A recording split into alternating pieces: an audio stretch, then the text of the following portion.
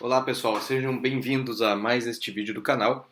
E hoje estou inaugurando esse novo quadro, por assim dizer, aqui no canal, para tratar um pouco sobre a biografia de alguns pensadores, alguns teóricos, literatos, para trazer algumas informações para você que às vezes quer conhecer um pouco mais sobre algum pensador, sobre algum escritor, ou então para auxiliar nos próprios vídeos aqui do canal, onde sempre é importante trazer um pouco da literatura, qual é o lugar de fala de alguns pensadores, de alguns teóricos. Então já teremos alguns vídeos preparados e aí é só fazer o link entre eles para que o entendimento de alguns conceitos ou propriamente da carreira literária de alguém seja um tanto mais complexa. E hoje, neste vídeo de estreia desse quadro, no caso, eu trato de um dos pensadores mais influentes sobre as discussões acerca da democracia, acerca da comunicação no último século, e no século XX e século XXI. É nada menos do que o Sr. Jürgen Habermas. É um alemão nascido em 1929 na cidade de Düsseldorf, na Alemanha. Perdoem se eu pronuncio errado, às vezes, algumas palavras em alemão. Eu não sei falar em alemão. Conheço, é claro, algumas coisas com relação ao idioma, mas não entendo muito da fonética do alemão. Pelo ano do nascimento do Habermas, que eu citei, em 1929, você já pode perceber que ele passou boa parte de sua infância durante a Segunda Guerra Mundial, sob o regime nazista na Alemanha. E é interessante que ele nasce em 29, a guerra acaba ali em 44, 45, então ele já tem ali alguns anos de vida, né? Já está chegando passando um pouco da adolescência, aliás, quando a guerra acaba. E aquele foi um momento de uma série de mudanças sociais e políticas na Alemanha, que introduziram nas discussões escolares, nas discussões acadêmicas, um pensamento voltado à democracia, voltado aos ideais democráticos, devido também à intervenção dos aliados ali da Grã-Bretanha, da França, da Rússia, em parte da Alemanha, que então se chamava União Soviética, né? E dos Estados Unidos na Alemanha para que se reorganizasse a forma como o país geria sua educação, os sistemas de organização da burocracia do Estado naquele momento. Então, o nazismo e o autoritarismo eles passaram a ser muito combatidos no meio acadêmico. E isso vai formando uma geração nova de alemães que vão pensar por esse prisma, né?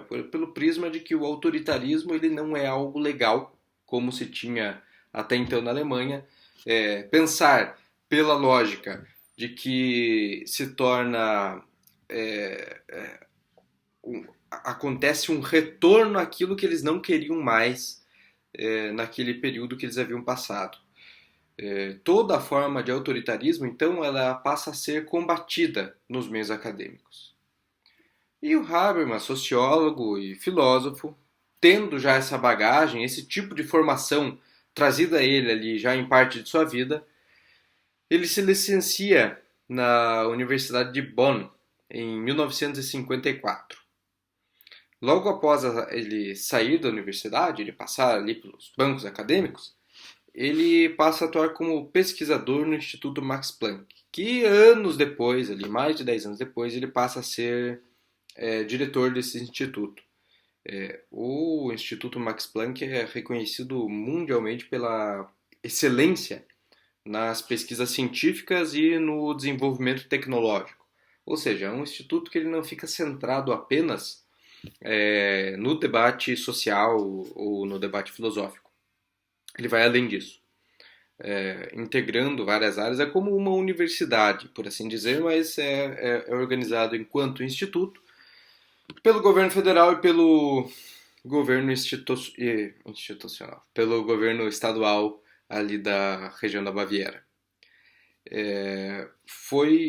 Entretanto, mesmo ele tendo passado ali pelo Instituto Max Planck, desenvolvido suas pesquisas, depois voltado ao Instituto enquanto diretor, foi em outro instituto, no Instituto de Pesquisa Social de Frankfurt, local onde ele atuou como assistente do Theodor Adorno, um dos fundadores da teoria crítica e também da escola de Frankfurt, onde Habermas se enquadrou melhor, né?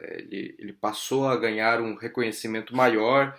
Até hoje ele é falado como um dos membros, reconhecido como um dos membros ali entre a terceira e a quarta geração da escola de Frankfurt.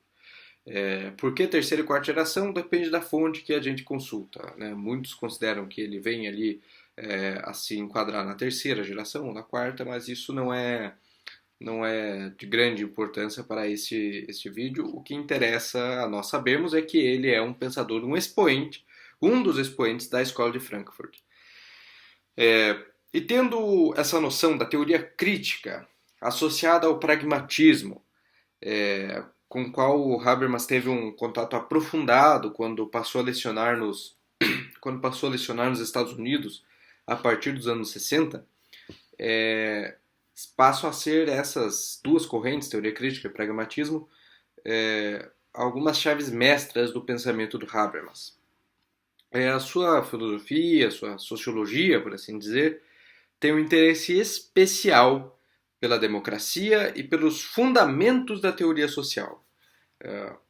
Ou seja, na leitura de Habermas é possível a gente distinguir um fio condutor que leva a discutir a qualidade da democracia e as formas com que se desenvolvem as relações sociais. Essas relações sociais são sempre permeadas pela esfera do trabalho, pela esfera da cultura, pela esfera da comunicação. Certo?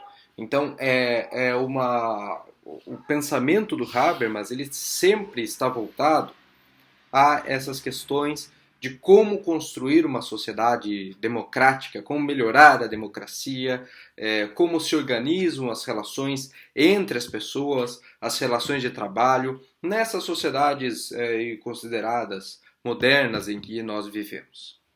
E a escola de Frankfurt, ela propriamente se caracterizava por ter uma postura altamente crítica em relação às organizações de poder.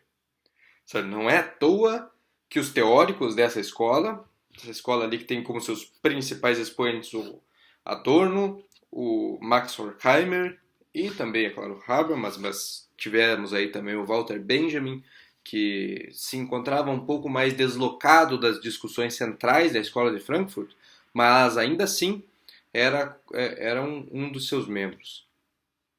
Bom, os frankfurtianos procuravam desvelar os interesses que se escondiam por trás de elementos naturalizados na sociedade, por assim dizer.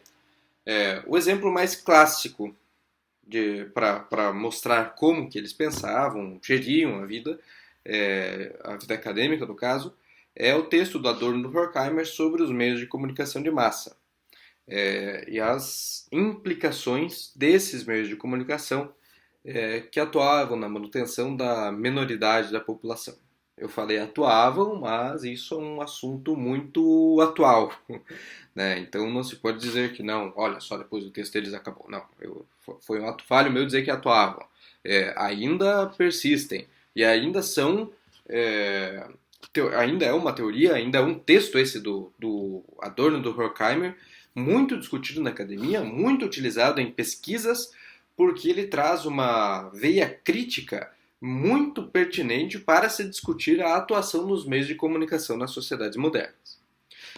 Mas seguindo lá com Habermas, ele foi influenciado tanto pelos frankfurtianos quanto pelas leituras integrais, pelo retorno que ele faz a Marx, a Kant, a Hegel, ao Weber, ao Worth, ao Otto Appel e vários outros pensadores. E com isso, é importante a gente pensar que o Habermas ele acaba se distanciando um pouco da vertente de Frankfurt, da vertente original de Frankfurt, que é aquela vertente mais crítica com relação ao mundo, um tanto até pessimista, que considera que as relações sociais não vão dar certo dessa maneira poliana, como se vê a vida. Olha só, se nós organizarmos a sociedade aqui, isso vai dar certo. Porque o pessoal da teoria crítica tem a visão de que não, aqui isso está permeado por relações de poder, portanto essas relações não vão permitir que esse ideal democrático seja de fato cumprido, né? Mas o Habermas, ele tem uma influência diferente dos seus professores, dos seus antecessores. Ele inclusive foi orientado pelo Adorno em uma de suas pesquisas. E então o Habermas ele vai defender que é possível sim concretizarmos uma sociedade verdadeiramente democrática, certo? E o principal ambiente que ele defende isso é na teoria da ação comunicativa, certo? Para quem for ler a teoria da ação comunicativa, eu já deixo avisado que não é uma coisa que se lê em 2 ou 3 dias, é um livro denso, um livro extensíssimo, se não me engano são 2 tomos, no qual ele vai fazer a defesa de como que se desenvolve uma democracia voltada a uma participação social, uma participação popular mais direta. Mas sobre a teoria da ação comunicativa, sobre esse desenvolvimento teórico do Habermas, eu ainda pretendo fazer um vídeo aqui para o canal. Não sei quando farei o vídeo, mas acompanhe aí, ative o sininho das notificações, que alguma hora vai aparecer esse vídeo aí no canal. Bom, e prosseguindo sobre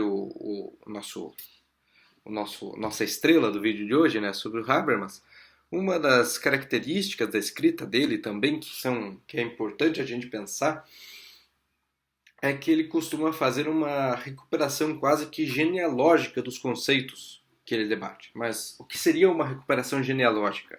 Para você que está chegando agora e pode ser que não conheça muito desses termos. Uma recuperação genealógica seria o retorno, em termos gerais, tá, pessoal? O retorno ao início de um conceito, lá ao nascedouro dele, e então ir acompanhando o seu desenvolvimento até desembocar nos dias atuais. O Habermas faz quase isso. Ele pega os principais expoentes do tema que ele está querendo debater. Por exemplo, ele vai falar de trabalho, vai falar sobre identidade, no caso. Ele vai tratar lá com Hegel, vai partir para o Marx, vai dialogar com o Marcuse, e então vai trazer sua colaboração. Certo? É assim que o Habermas faz. Ele trata dos assuntos que ele debate de uma forma bem complexa. Ou seja, ele demonstra conhecer um tema, ele traz todo o arcabouço possível para corroborar seu pensamento, para criticar, e aí a herança que ele tem dos frankfurtianos da primeira geração também, ele faz uma crítica ferrenha aos conceitos, ele vai tensionando eles para ver até onde eles chegam, qual que é o alcance real desses conceitos, certo? Aí se une tanto o elemento mais crítico dos frankfurtianos quanto com o pragmatismo, certo? E qual que é a possibilidade de aplicação deles também na realidade, no campo de estudo em que se está discutindo. É interessante falar que o Habermas consegue criar uma estrutura de pensamento onde seus conceitos e categorias que explicam o mundo acabam se interligando. Essa é uma estrutura que algumas pessoas acabam considerando que é o que faz um pensamento se tornar de fato filosófico, certo? Você desenvolve uma linha de raciocínio em que os seus conceitos, trabalhados muitas vezes em separado, em esfera pública, por exemplo, ele trabalha em um livro distinto da teoria da ação comunicativa. Ele vai falar sobre a tecnicização do mundo, lá no livro Técnica e Ciência como Ideologia.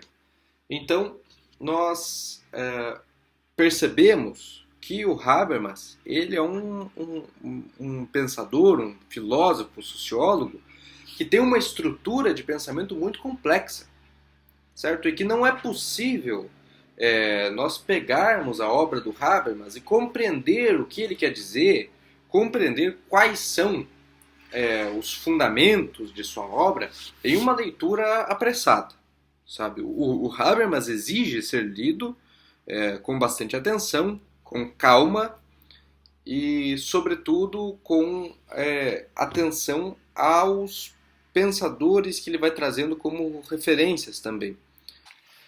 Bom, e para finalizar este vídeo, que já está ficando um pouco mais comprido do que o esperado, porque nós sabemos que as pessoas não gostam de ficar assistindo há muito tempo na internet, mas vamos lá para discutir pelo menos um desses conceitos primordiais do Habermas, que seria a democracia. De uma forma bem rápida, bem sucinta, o que o Habermas vai contribuir para a discussão da democracia.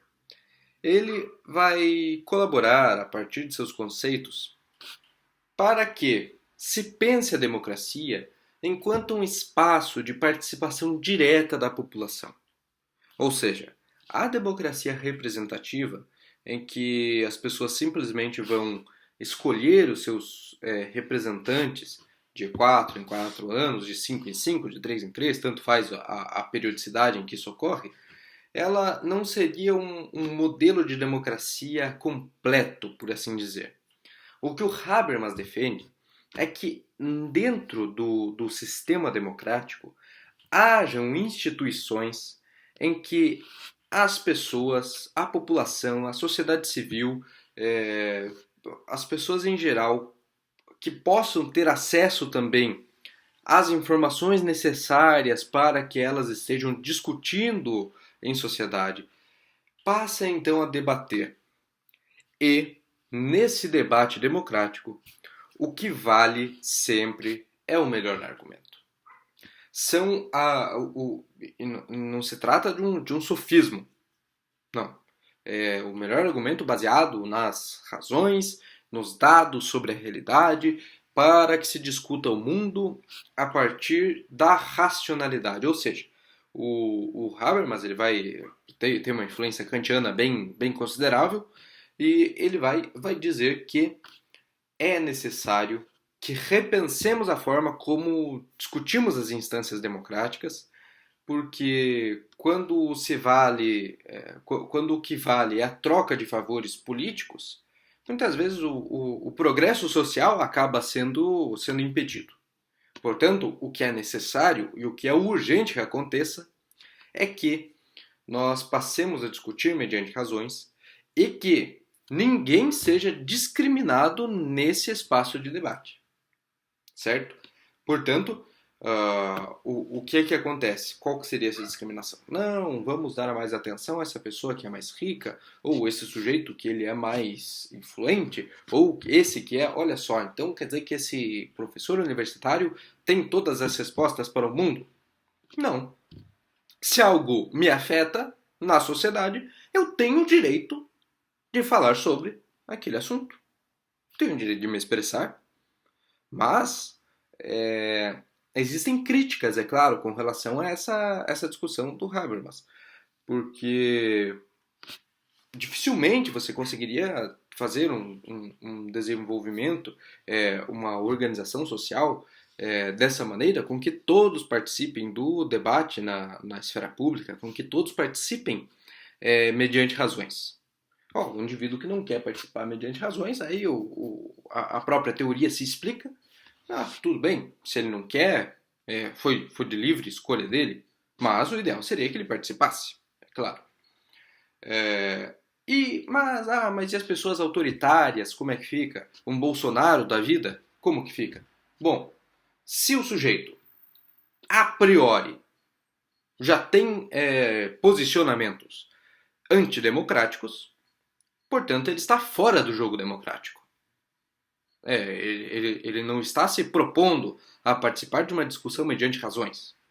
Então, logo, não estará participando também da vida democrática. E aí é a atenção que precisa ser dada. Porque se for permitido que um sujeito que tem ideais e defende pontos antidemocráticos participe do debate político, então haverá um problema sério, certo? Então a participação política é para todos, mas desde que todos se enquadrem dentro das características exigidas para um debate democrático. Né? Então, não existe essa possibilidade que muitos críticos do Habermas levantariam de que aquilo que é antidemocrático fosse aceito dentro da esfera de debate democrático. Pessoal, o vídeo já está ficando comprido, aí já chegamos aos 20 minutos dele. Eu espero que essa breve biografia do Habermas e essa breve discussão sobre como ele articula seus conceitos tenha sido útil de alguma maneira para você. Se você quer ver algum debate com relação a outro teórico, basta colocar aí nos comentários que passaremos então a desenvolver a pesquisa toda necessária para comentar um pouco sobre a biografia das pessoas. Se você quer saber sobre algum livro específico, sobre alguma teoria específica, basta também deixar nos comentários. E é claro, não esqueça de deixar o joinha e se inscrever no canal. Eu aguardo você no nosso próximo episódio.